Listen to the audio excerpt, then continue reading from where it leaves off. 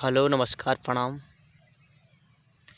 देखी जा, आज हम बहुत ढेर दिन के बाद लाइव आइल बनी। लगभग तो 1 महीना तो होइए गई हमर लाइव आइले। ये हम बतावल चाहतनी कि इतना बढ़िया हमार फिल्म आ रहल बा आप लोग के बीच में,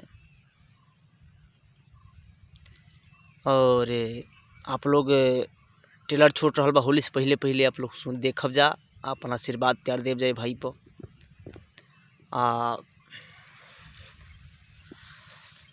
इधर धूप निकल गई मुंबई में,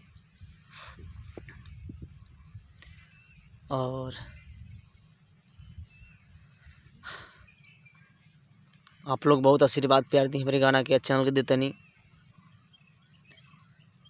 सब्सक्राइब करी, आगे बढ़ाई। और